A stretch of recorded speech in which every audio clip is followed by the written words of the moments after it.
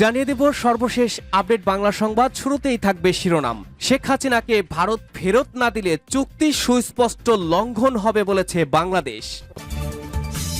এদিকে ভারতের বিরুদ্ধে ডাইরেক্ট অ্যাকশনে বাংলাদেশ, চিন্তার ভাঁজ ভারতের কপালে। আসলে কি বাংলাদেশের পেছনে রয়েছে পাকিস্তানের হাত? এরপরেই জানাবো ভারতের আপত্তি উড়িয়ে দিয়ে বাংলাদেশের বিশাল বাঁধ নির্মাণ, চিন্তার ভাঁজ ভারতের কপালে। এদিকে জনজীবনের নিরাপত্তা নিশ্চিত করার আহ্বান বাম জোট ও বাম মৌচার। এবং সর্বশেষ জানাবো এখনই নয়, ন্যূনতম সংস্কার করে নির্বাচন চাই বললেন মির্জা ফখরুল। শুনছিলেন সর্বশেষ আপডেট বাংলা সংবাদগুলোর শিরোনাম। এবারে জানাবো বিস্তারিত। হাসিনাকে ফেরত না দিলে চুক্তির সম্পূর্ণ লঙ্ঘন হবে বলেছে বাংলাদেশ।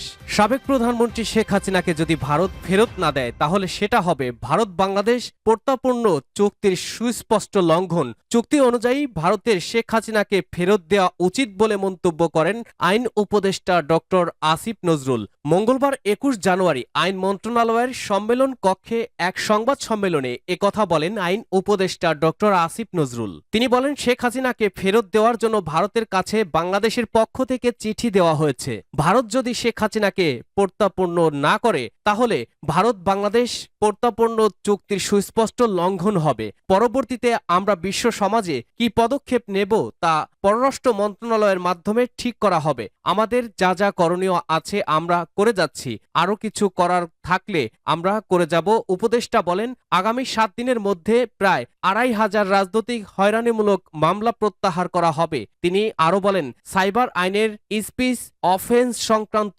১১৩টি মামলা পাবলিক প্রসিকিউটরদের মাধ্যমে প্রত্যাহার করেছে আইন মন্ত্রণালয়। আগামী ২ সপ্তাহের মধ্যে অবশিষ্ট মামলা প্রত্যাহার করা হবে। ভারতের বিরুদ্ধে এবার ডাইরেক্ট অ্যাকশন বাংলাদেশের। ষড়যন্ত্রের গন্ধ পাচ্ছে ভারত। ঢাকায় যা ঘটল, পেছনে কি পাকিস্তানের মদদ রয়েছে? এমনটাই আশঙ্কা ভারতের। শনিবার মলদহে ভারত বাংলাদেশ আন্তর্জাতিক সীমান্ত বাংলাদেশি অনুপ্রবেশকারীদের রুখে দিয়েছিল বিএসএফ, এমনটাই দাবি কলকাতার। বাংলাদেশিদের অনুপ্রবেশ রুখতে সেখানে কাঁদানে গ্যাসের সেলও ফাটানো হয়। সংঘর্ষে বেশ কয়েকজন বাংলাদেশি জখম হন বলেও দাবি করা হয়েছে সেখানকার সংবাদ মাধ্যমে। এই আবহে বিএসএফ এর বিরুদ্ধে ঢাকা বিশ্ববিদ্যালয় গভীর রাতে পড়ুয়ারা মিছিল বের করেন। শনিবার রাত ১১টা নাগাদ ঢাকা বিশ্ববিদ্যালয়ের উপাচার্যের বাসভবনের সামনে থেকে মিছিল শুরু করে ঢাকা বিশ্ববিদ্যালয়ের শিক্ষার্থীবৃন্দ। ব্যানারের অধীনে কয়েকজন পড়ুয়া এরপর ক্যাম্পাস ঘুরে এসে উপাচার্যের বাসভবনের সামনে একটি সংক্ষিপ্ত সভা করেন। তারও আগে ঢাকার বাংলা মোটর এলাকায় মশাল মিছিল বের করে জাতীয় নাগরিক কমিটি। প্রসঙ্গত, ভারত বাংলাদেশ সীমান্তের কয়েকটি এলাকায় বিএসএফ এর বেড়া নির্মাণের চেষ্টায় আপত্তি তুলেছে বিজিবি। এদিকে সীমান্তে একাধিক জায়গায় অনুপ্রবেশকারীদের আটকাতে গিয়ে আবার বাংলাদেশিদের উপর গুলি চালাতে হয়েছে। এইসব নিয়ে বাংলাদেশে একটি বিএসএফ বিরোধী মনোভাব তৈরি করার চেষ্টা চলছে বিগত বেশ কয়েক মাস ধরেই। হাসিনার বিদায়ের পর থেকেই অন্তর্বর্তী সরকারের সদস্য থেকে শুরু করে হাসিনা বিরোধী আন্দোলনে অংশগ্রহণকারীরা এসব মন্তব্য করে যাচ্ছেন ভারতের বিরুদ্ধে। সেই তালিকাতেই এবার নবতম সংযোজন গণ অধিকার পরিষদের সভাপতি নুরুল হক নূর। শনিবার দুপুরে রংপুরের গঙ্গাচড়া উপজেলায় একটি অনুষ্ঠানে এসে তিনি মন্তব্য করেন, সীমান্তে বাংলাদেশের একটি লাশ পড়লে ভারতের দুটি পড়বে। নূরের অভিযোগ, এর আগে নাকি শেখ হাসিনা সরকার বিএসএফকে অনেক সুযোগ দিয়েছিল। এই আবহে ইউনূস সরকারের কাছে তার আবেদন, বাংলাদেশের সীমান্তবর্তী মানুষের যাতে সামরিক ট্রেনিং দেওয়া হয়। তিনি বলেন, আমাদের স্পষ্ট বার্তা, আমরা বেঁচে থাকতে এই দেশের 18 কোটি মানুষ এই দেশের 1 ইঞ্চি জমিও ভারতকে দখল করতে দেবে না। ভারতীয় কর্তৃপক্ষকে বলে দিতে চাই, আপনারা শেখ হাসিনা সরকারের পতনের পর যে অশুভ খেলা শুরু করেছেন সেটা বন্ধ করুন, অন্যথায় আপনাদের জন্য সেটা ভালো হবে না। বিএসএফ এর আপত্তি অগ্রাহ্য করে ত্রিপুরায় ভারতীয় সীমান্ত বরাবর বিশাল বাঁধ নির্মাণ, বাংলাদেশের চিন্তার ভাঁজ ভারতের কপালে। বাংলাদেশ সীমান্তে 60 ফুট উঁচু চওড়া এবং 20 ফুট উঁচু করা হচ্ছে। ভারী বর্ষণে ব্যাপক সমস্যা হতে পারে এলাকায়। উনকোটি সীমান্তে বাংলাদেশের বাঁধ নির্মাণ নিয়ে অমিত শাহকে চিঠি দিলেন ত্রিপুরার মুখ্যমন্ত্রী। আগরতলা দিল্লিতে স্বরাষ্ট্রমন্ত্রী অমিত শাহের সঙ্গে দেখা করে কৈলাসহর সীমান্তে বাংলাদেশের সিলেট ডিভিশনের শফিকপুরে অবৈধ বাঁধ নির্মাণের সম্পূর্ণ তথ্য চিঠি দিলেন ত্রিপুরার রাজ্যের মন্ত্রী professor doctor Manik Saha. BSF এর আপত্তি অগ্রাহ্য করে ত্রিপুরায় ভারতীয় সীমান্ত বরাবর বিশাল বাঁধ নির্মাণ করছে বাংলাদেশের অন্তর্বর্তী সরকার। সীমান্তের 0 পয়েন্টে চলছে বাঁধ নির্মাণের কাজ, যা নিয়ে স্বাভাবিকভাবেই শুরু হয়েছে টানাপোড়েন। উদ্বেগ বাড়ছে ত্রিপুরায় বিস্তৃত এলাকায়। প্রকৃত অবস্থা কি সেই সংক্রান্ত পর্যবেক্ষণ রিপোর্ট কেন্দ্রের কাছে তুলে দিলেন মানিক সাহা। ত্রিপুরায় 59 সীমান্ত এলাকায় বাংলাদেশ সরকারের উদ্যোগে আলীনগর, নিশ্চিতপুর ও লালারচর এলাকায় নতুন করে উঁচু এবং শক্তিশালী বাঁধ নির্মাণ করার কাজ চলছে। বাঁধটি 60 ফুট চওড়া এবং 20 ফুট উঁচু করা হচ্ছে। এই বাঁধ ভারতের কৈলাস শহরের জনগণের জন্য যথেষ্ট চিন্তার কারণ হয়ে দাঁড়িয়েছে। দ্বিপাক্ষিক সম্পর্কের স্থিরতার কারণে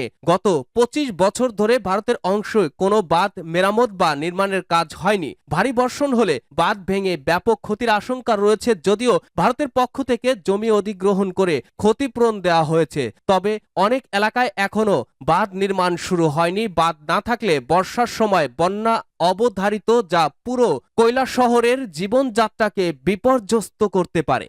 জনজীবনের নিরাপত্তা নিশ্চিত করার আহ্বান বাম জোট ও বাম মৌচার। দ্রব্যমূল্য নিয়ন্ত্রণ, শতাধিক পণ্য বর্ধিত ভ্যাট প্রত্যাহার এবং জনজীবনের নিরাপত্তা নিশ্চিত করতে অন্তর্বর্তীকালীন সরকারকে কার্যকর উদ্যোগ গ্রহণের আহ্বান জানিয়েছে বাম গণতান্ত্রিক জোট ও ফ্যাসিবাদ বিরোধী বাম মৌচা।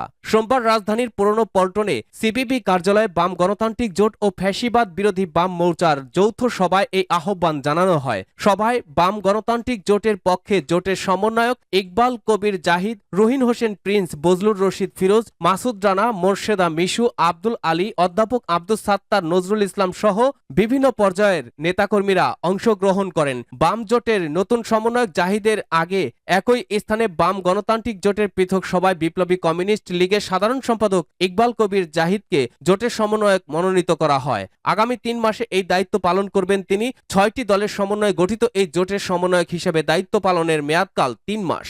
এখনোই নয়, ন্যূনতম সংস্কার করেই নির্বাচন চাই বললেন মির্জা ফখরুল। এখনোই নির্বাচন নয়, ন্যূনতম সংস্কার করেই নির্বাচন চান বলে মন্তব্য করেছেন বিএনপি মহাসচিব মির্জা ফখরুল ইসলাম আলমগীর। তিনি বলেন, দেশের ন্যূনতম সংস্কার কাজ করে জাতীয় সংসদ নির্বাচন দেওয়াই হবে দেশের জন্য মঙ্গল। এখনোই নির্বাচন চাচ্ছি না, ন্যূনতম সংস্কার শেষে নির্বাচন চাই।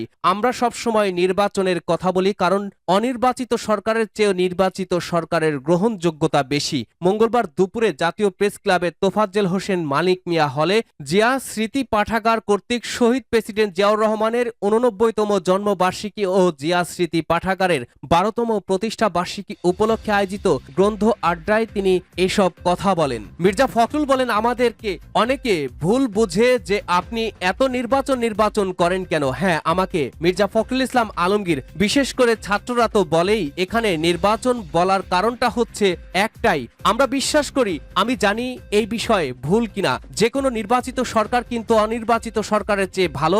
আমার এক্সপ্রেস থেকে আমি যেতে পারি, কথা বলতে পারি, এখন আমার সেই জায়গাটা নেই। তিনি বলেন, এখনই নির্বাচন করে ফেলতে হবে, আমরা তো তা বলছি না। ন্যূনতম যে সংস্কারটা সেটা করে এই নির্বাচনটা করলে সমস্যাগুলো অনেকটাই সমাধান হয়ে যাবে। মির্জা ফখরুল বলেন, সংস্কারের প্রস্তাব আসতে শুরু করেছে। আমার বিশ্বাস যে আমাদের প্রধান উপদেষ্টা তিনি খুব শীঘ্রই এই বিষয়গুলো নিয়ে আমাদেরকে ডাকবেন, একটা সমাধানের দিকে আসবেন, আলোচনা হবে, ঐক্যমত্যের ভিত্তিতে আমরা একটা জায়গায় পৌঁছবো।